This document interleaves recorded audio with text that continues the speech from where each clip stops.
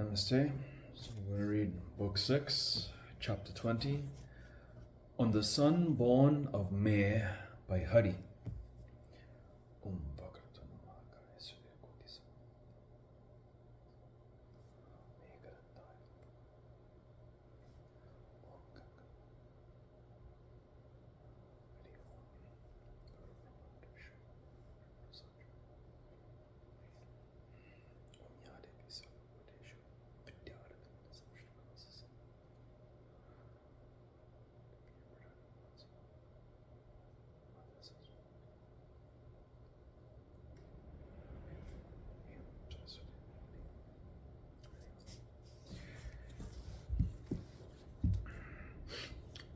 Janamajaya said, O Bhagavan, great doubt has arisen in my mind on this subject. Who was it that took away that son when both Lakshmi and Narayana left it in that forlorn state in a forest without any person there to look after? Vyasa said, O king, no sooner Lakshmi and Narayana departed from that place, one Vidyadhara named Champaka, mounting on a beautiful celestial car, came there at his free will, sporting with a woman named Madanalasa. They then saw that one lovely child, exquisitely beautiful like a Deva's son, was playing alone as it liked. They then quickly descended from their chariot and picked it up.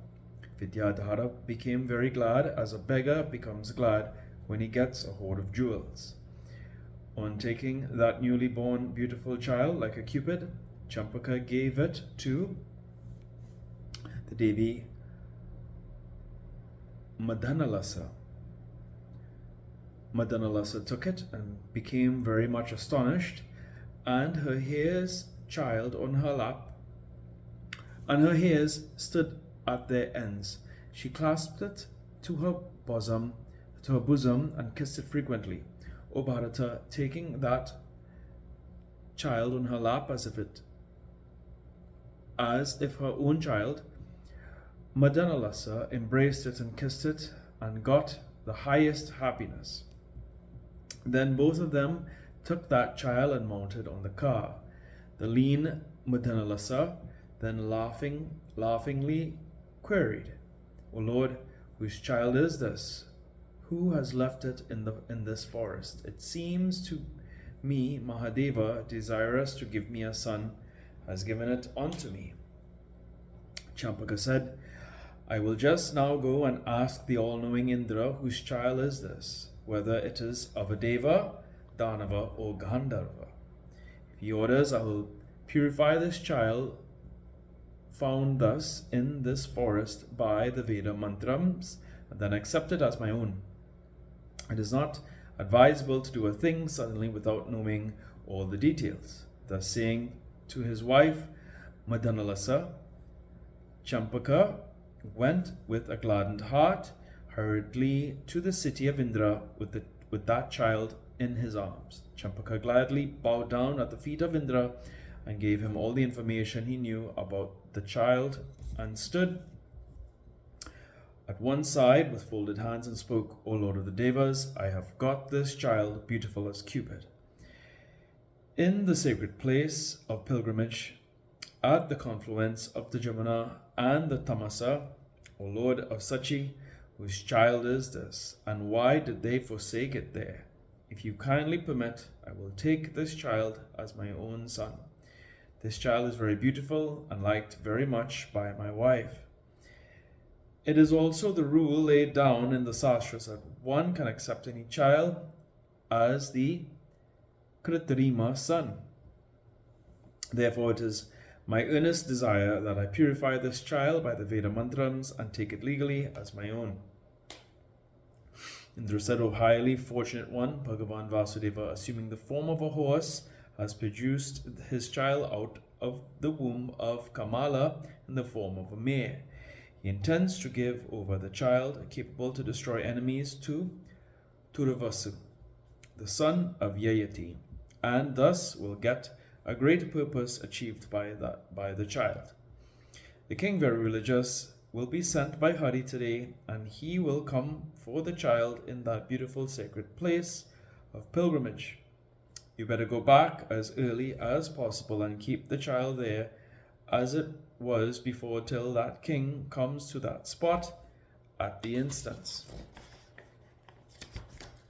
of the Deva Vishnu. Do not waste a minute more. The king will be very sorry if he does not find the child there. Therefore, Champaka, quit the attachment that you have for this child. You should know that this child will be famous on this earth as Ekavira, only a hero, only one hero. Vyasa said, O king, thus hearing the Indra's words, Champaka took the child and went back immediately to the spot whence he picked it up, and keeping the child there as it laid, mounted on his car and went to his abode. At that instant, the husband of Lakshmi, the lord of the three worlds, went to the king, mounted on his car, beaming with effulgent rays. When the Bhagavan was descending from his aerial car, the king Turavasu was very glad to see him and bowed down and laid himself prostrate on the ground. The Bhagavan then comforted the king, his own devotee, and said, Get up, my child, do away with your mental distress. The king also eagerly and full of devotion began to utter verses in praise of the Bhagavan. O Lord of Rama, you are the presiding deity of the Devas, Lord of the whole worlds, ocean of mercy and giver of advice to all men. O Lord, your sight is very rare even to the yogis. Being myself of a very slow, dull intellect, I have been fortunate enough to see you. O Lord, thus shews your mercy. Vyasa said, O Bhagavan, O Infinite One, those who are free from any desires and free from any attachment to worldly things, they alone are entitled to see thee. O Deva of the Devas, I am bound in 1,001 desires. I am quite unfit to see thee. There is no doubt in this, where Turavasu, the best of the kings, praised thus. Bhagavan Vishnu became pleased and began to speak in the following pleasant words. O king, I am pleased with your asceticism. Now ask your desired boon. I will grant it immediately. The king bowed down again to the feet of Vishnu and said, O Murari, for the sake of a son, I have practiced this tapasya. Grant me a son like myself, Narayana, the firstborn of the Devas. Hearing the king's request, spoke to him in infallible words. O son of Yayati, go to the confluence of the Yamuna and Tamasa. For you I have kept there today a son, as you like, and of indomitable prowess. O king, that child is begotten by me in the womb of Lakshmi. The king became very glad to hear the sweet pure words of the Bhagavan. Thus granting him the boon, Vishnu went with Rama to Vaikunta. The king Turvasu, the son of Yayati, hearing these words, became exceedingly gladdened in his heart, and mounting on the chariot, whose speed cannot be checked, went to the spot where lay the child. The king of extraordinary genius went there and saw that exceedingly beautiful child. Catching hold of his toe by one of his soft hands, was sucking it by his mouth, and was playing on the ground. The child was born of Narayana out of the womb of Kamala. Therefore it resembled like him. On looking at that beautiful, lovely child, the famous king Harivarma's face got cheered up with the intensest delight. The king took it up with both of his hands and got merged in the ocean of bliss, and taking gladly the scent of its head, embraced it happily. On looking at the beautiful lotus face of the child, the king choked with tears from his eyes, and with feelings of joy said, O child, Narayana has given me the child jewel in you. So save me from the terrors of the hell named Put, O child.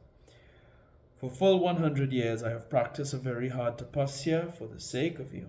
Pleased With that, the Lord of Kamala has given you to me for the happiness of my worldly career. Your mother Rama Devi has forsaken her own child for the sake of me and has gone away with Hari.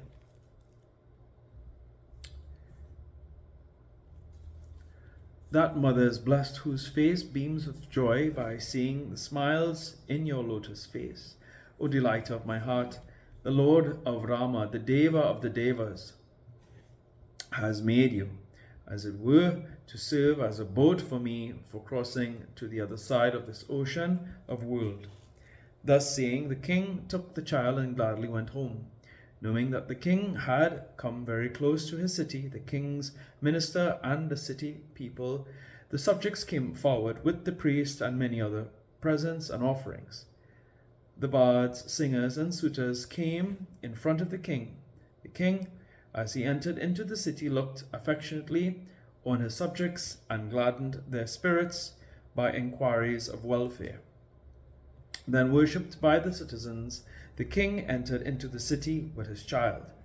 As the king went along the royal road, the subjects showered on his head the flowers and fried rice.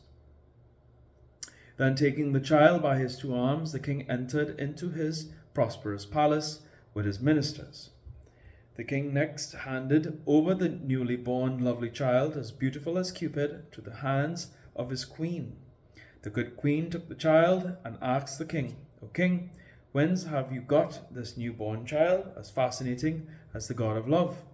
Who has given this child to you? O Lord, speak quickly. This child has stolen away my mind. The king gladly replied, O beloved, the Lord of Kamala, the ocean of mercy, has given me this child. O quick-eyed one, this child is born of Narayana's part and out of the womb of Kamala. O Devi, this child has strength, energy, patience, gravity, and all other good qualities. Then the queen took the child in her arms and got the unboundless bliss. Great festivities began to be performed in the palace of the king Turvasu. Charities were given to those that wanted. Music and singing of various sorts were performed. In this ceremony, for the sake of his child, the king Turvasu put the name of the child as Ekavida, getting thus the child equivalent in form and qualities to Hari. The powerful Indra-like king became happy and freed from his debt due to his family line, became very cheerful and glad. O king, the king, powerful like his enemies, began to enjoy in his own palace with his all-qualified child that was given to him by Narayana, the Lord of all the Devas. He was always served by his dear wife and all sorts of pleasures, and he felt himself enjoying as a king would do. Here ends the 20th chapter in the 6th book on the son born of Maha by Hari in the Maha Puranam and Srimad Devi Bhagavatam of 18,000 verses by Maharishi Vedvyasa. Om Jayanti Mangala Kali Bhadra Kali Kapali Durga Kashima Shivadatri Swaha Swaramasti. Om Em Brim Klim Om Tuya Mata Chipitatu Tuya Bandusha Chasakatu Tuya Vidya Devinam